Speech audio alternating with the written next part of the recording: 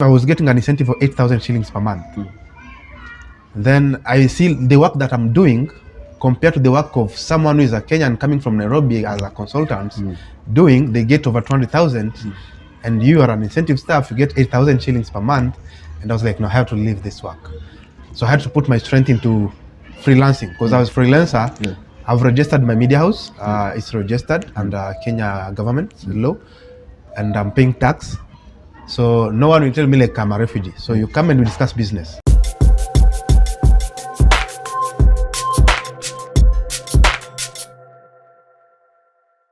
Dear Bortopla viewers, welcome once again. My name is Eric on the microphone, and in the front of Bortopla cameras you see a new face.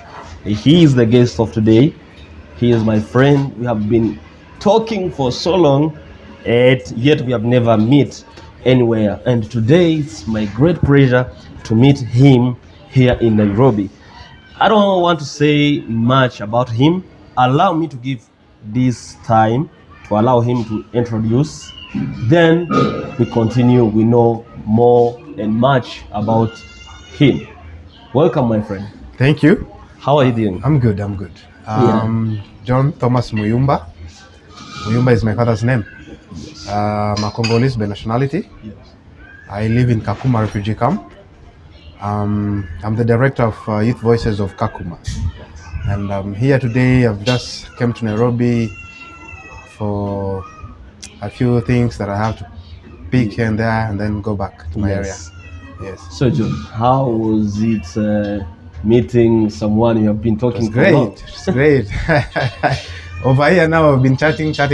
Yes. But finally, we've met. Yeah, you know, I have heard that you are coming to Nairobi. I say this an opportunity. I have to meet this guy because you're an amazing person. You are doing great things that you are about to share with us right now. I'm honored but to be here. it's my pleasure also to host you today at Bortopla TV. You know, Bortopla TV, it's an online platform that would like to connect refugees between themselves and also connect them with other people in their host communities. We have a lot of things to share as the refugee community. They have never experienced any platforms that empower and support them. Sure. I know a lot of things that you are doing back in Kakuma and that the world would like to know. Yeah, sure. So tell us more about YVK. Yes. Youth Voices of Kakuma. Youth Voices of Kakuma. Youth Voices of Kakuma is a refugee youth initiative that brought together young refugees that had passion in films and telling refugee stories. Yes. And I'm the co-founder of the team. Yes.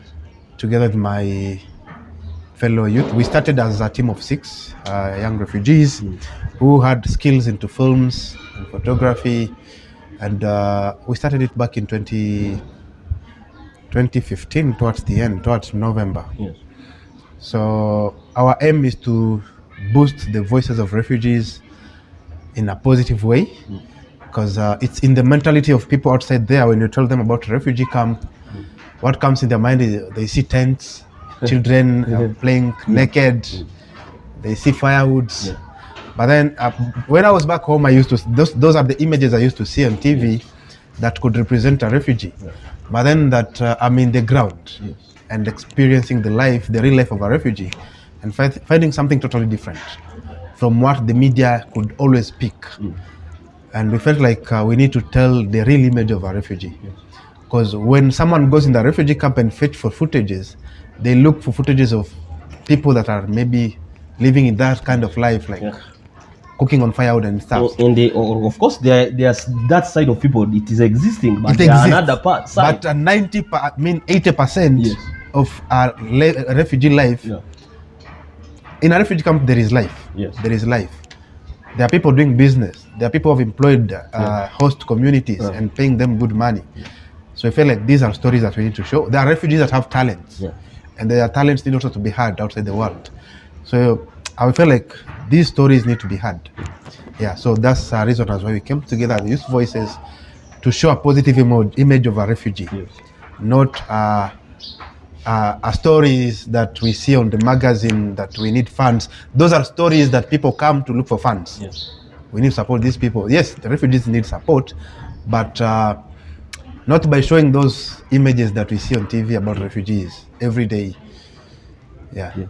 It's like this proverb that say you can you fish for someone or you teach him how to fish, so that yes. in the time you will not be there, he They can will continue. fish, yes. That's they will what fish. refugees want. That's what refugees want. Okay. Yeah, sure. How long time have you been in Kenya?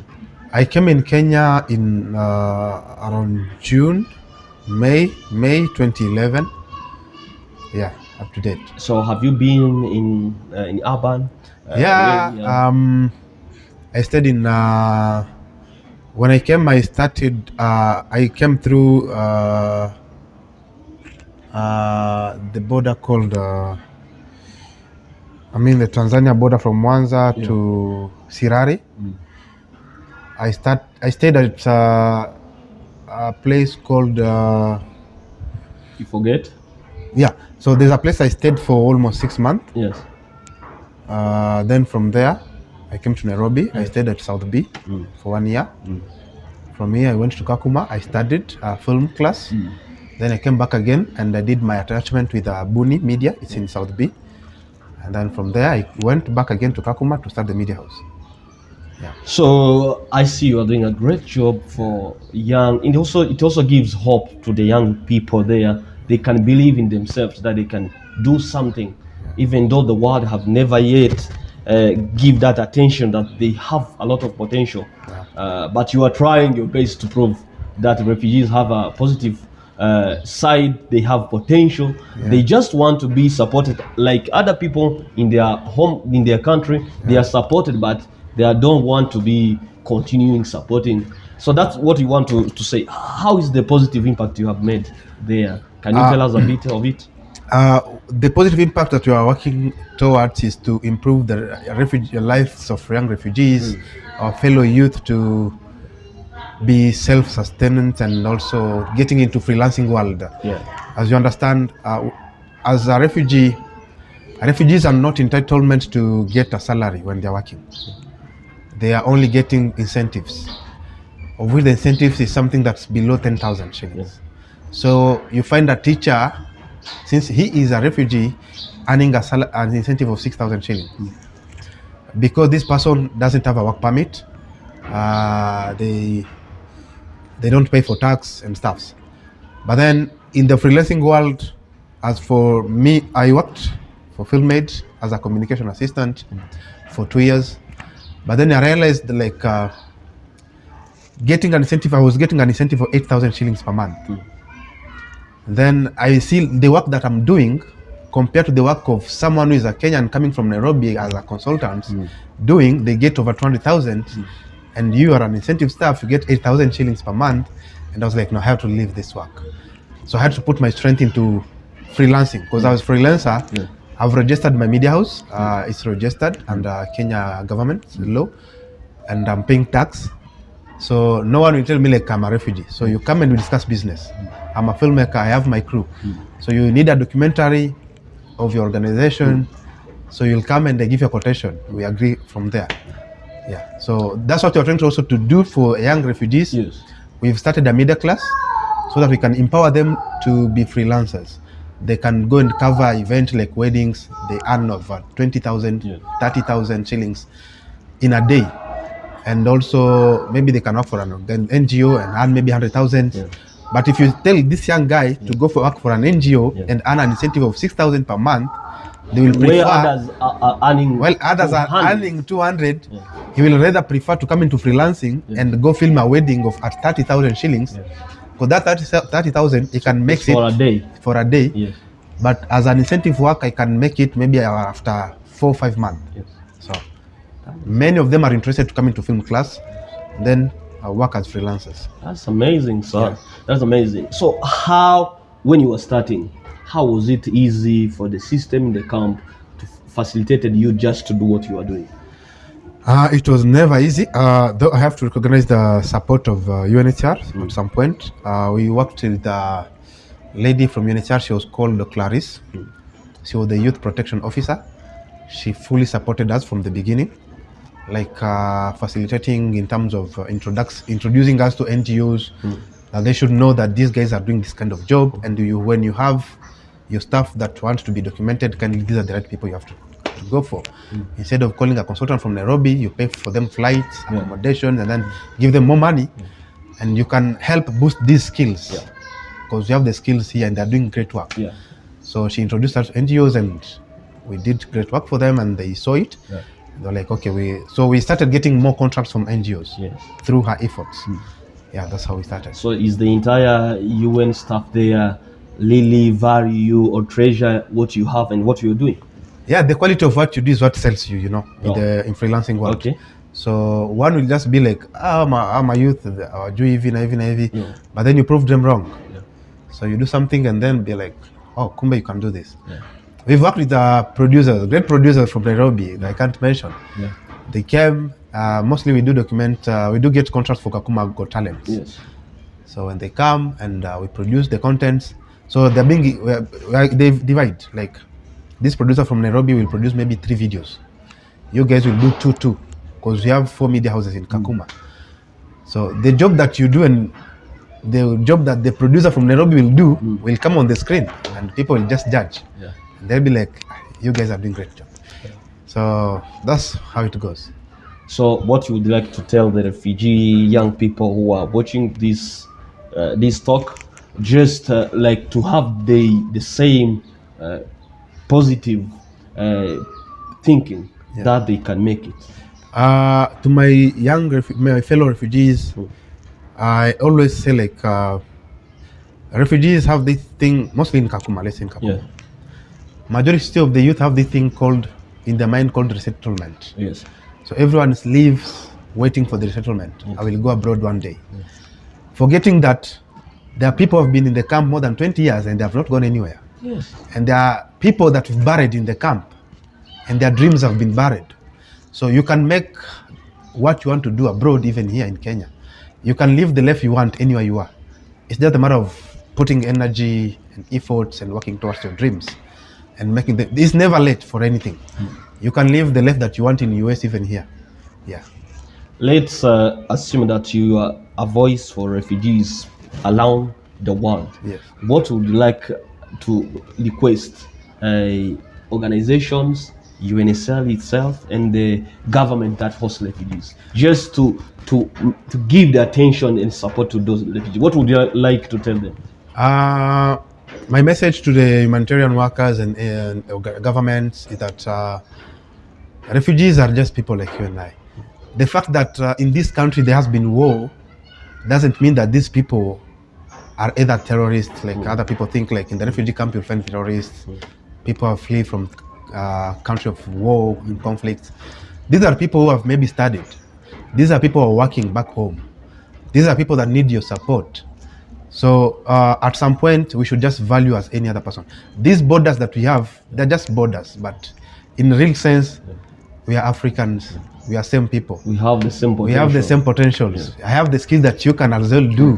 Sometimes I can even challenge you. So we should at some point just giving support, like not seeing a refugee as someone who just deserves some limits, but just seeing him as someone who can also grow and giving them exposure of showing what they can do.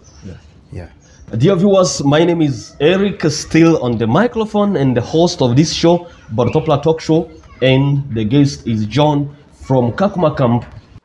#Refugees Connect is what service that you offer. If someone outside Kakuma, probably living in Nairobi or other parts of the world, if they want you to go and offer them your services, is it possible you can go there? Not only in Kenya, but we've crossed the border. We've gone to Tanzania. We've worked on a project called Voices for Africa with certain guys from Tanzania. They came and we introduced them to UNHCR and also the camp manager, the RAS, and also they gave us full support. One thing I always express is the UNHCR always supportive to whatever thing that we do, as long as they understand that you are safe. What matters for them is your safety. So as long as they know that where you're going will be safe, and they'll provide. So they provide even with passports. So we went 4 crew, I and my 4 guys, and UNHCR couldn't hesitate to give us support in terms of documents. and The company paid for everything. the company paid for the transport costs Yes. and also other cost implications, but also UN played their parts of providing the travel documents. So guys, We are always flexible. yeah. Flexible, yes. So guys, you are watching us, please, you can just reach out to refugees, talk to them. They are people with a lot of potential. They are doing it amazing and tremendous job. You can just reach out to them. You can give them jobs and they will do very, very best of they can. John, Yep. recently I was talking with my friend. I don't want to mention the country. He was telling people there, young people, if they have lies, other groups also lies. Because there are people who have strengths, who can impact. Young people there, they are sleeping, they don't have any program, any activities. They are just people sitting, waiting donations and the foods from donors. I would like those people, I know they will listen to this and they will view this interview. What would you like also to tell them? Yes, you have said it before, so people don't sit waiting to be settled, but there is any other specific. Can you show them the way they can start from, so that they can reach at the level probably or go beyond to where you are? Apart from Kakuma, I've never been in any other refugee camp, but have been in touch with other young refugees. Yes. Like have been in touch with refugees from Dadaab and refugees from Rwanda. So mostly Rwanda. In Rwanda, there's this friend of mine. She has been a humanitarian worker and always wanted to see young refugees at least grow. So she followed us on our on our social media. Yes. And she's like, you guys, I want you guys to mentor our fellow young here. They're just sleeping. Someone has been here for 20, 25 years, doing nothing. And at least I see you can do something. So she linked me up with a group of young people that I tried to mentor. And I told them, like, you see, life starts from in between 20 to 40. If you waste that period just relaxing and waiting for settlement, Leave you wake up when you are 40, it will be late for you to do something. So I value this period, that is a period that you are energetic, you are young, and you can do something. You can do so much. Because tomorrow you'll have family that will rely on you. Resettlement is not a right for a refugee, it's a privilege. This is something that refugees should always understand. You can't sue UNHCR for not resettling you. It's just a privilege, it's not your right. So you can't wait for a privilege to come. You should just work hard and speak out. Because the world nowadays, the world is about social media, boosting speaking out. No one will know that you exist when you can't speak. It's for you to raise your voice so that someone will identify there is someone speaking. Someone is calling me in that room and they need my help. So when you keep quiet, no one will know that you exist somewhere. So youth should just come together and boost their voices. I'm pretty sure they'll be heard. No matter how long it takes, they will be heard. Yes. You had a chance to talk to those refugees from other parts. Yes. What do you see, or what do they say is the challenge for them to just start and is it because they lack something or they are lazy at their own? What is the main issues or challenges that do they face? Let me start with the example of young refugees I spoke with from Dadaab. What I came to realize, these guys had passion. But then in the end of the day, you realize, like, we have this thing as refugees we have in mind. We always need someone to fully support you from scratch. So even when someone comes and give you mentorship, you want them to pay you first. So people will just be there and wait, like, I need someone to... You have your hands, you have your mind, you have your skills. So there are things that you need to start. Most donors or someone will want, even for me, I can help you when I see you have passion. You start by your own means. I can't come and give you my hand from scratch. So majority of people want to be given full support from scratch. And then when they can't receive it, in the end of it, it's for their own good. So yes, one mistake is from the refugees themselves.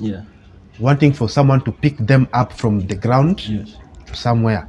instead of starting the journey, at least doing one step. Yes. Then someone will see like this person Yes. akona passion kufanya hii kitu. If I help them, they will grow. So they want to be picked from the ground. Yes. And then Rwanda, the refugees from Rwanda, what I heard from them is like sometimes they have passion, but they get little support. Yeah. So mostly when it comes in terms of registration, this is what pulled them down. They're like, we can start this, but it's hard for us to be registered. Yes. So I asked, what are the procedures for one to be registered? Can you find out? Because it's different from your Rwanda. I've never been in Rwanda, but in Kenya it's totally different how I registered my company. Yeah. So the procedures are long. And for one to operate so their people business, they give up along the way. Yeah. So you start something and then you reach somewhere, you're discouraged, you're not registered, you are limited. There are things you can't do because of the conditions. So that's something that maybe UNHCR and other agencies should look at and see how they can be supporting these young people, young ideas to register them so that they can do their stuffs legally and also at least giving them exposure as well. Okay, that's good. So have you heard about refugees, Refugenius 20 of Bortopla? And we were also to do it in June last year. Despite of the coronavirus outbreak, it has stopped. So what would you like to say about that initiative? Refugenius. Yeah. Refugenius, it was Refugenius Talk or Refugees Connect. This initiative that would like to bring together refugees themselves to sharpen each other, to share, to show. Oh, I remember that project. I think you called me to come for that project. Yes. That was a great idea actually. Refugees need such a platforms that will connect them, like sharing ideas. Because you may have your ideas and you're dealing with it alone. When you can't share with anyone, no one can hear about it. So I think it was a great idea. Personally, when you called me, I got in touch with the friends from Rwanda and gave them the initiative, and they were ready. They did it with one of the humanitarian worker from JZ in Rwanda, and this guy was ready to pay for their transports and everything, accommodations, to just come and attend that. But then it never happened. Yeah, COVID. Yes, COVID came like. So I think it was a great idea, like just giving a proposal, and then people look into it. Young refugees coming together, even if it's just two. You can't bring everyone, but two from representing different areas. These will take the ideas to the rest. So thank you very much, Refugees Connect. This is a very, very bright initiative, and because 2020, everyone knows the coronavirus issues. We couldn't make it happen, but we are believing that 2021.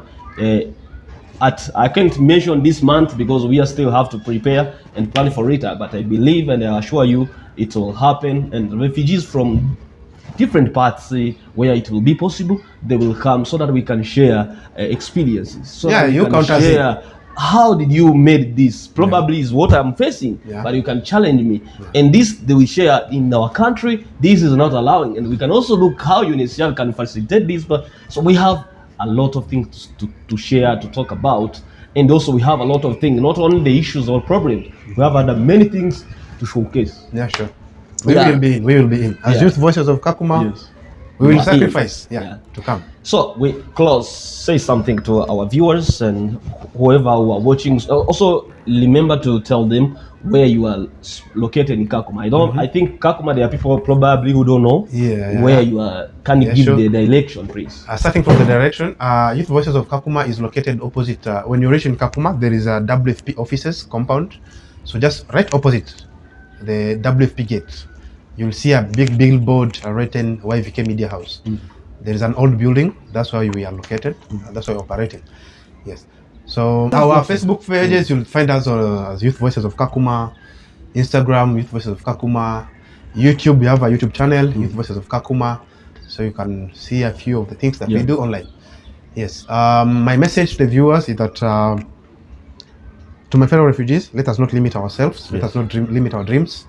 It's never too late to dream. Don't just have boundaries on what you're doing. Sometimes you need to expand your wings and think outside the box. There are things going out outside the box, outside your thinking capacity.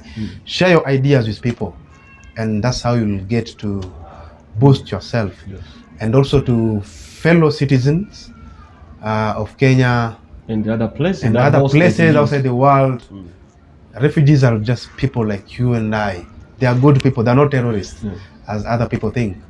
They are people who have skills. They are not able. They are able to do something. Just give them an opportunity and try to challenge them. I'm sure they will just show you something positive. Yes, thank you. Thank you very much, our viewers. Make sure you have subscribed. I know you have learned something from this talk of John from Kakuma. And remember, this is Refugees Connect, connecting refugees among themselves and also refugees with the rest of the world. Thank you very much for staying with us and choosing Bortopla TV. We appreciate you so much.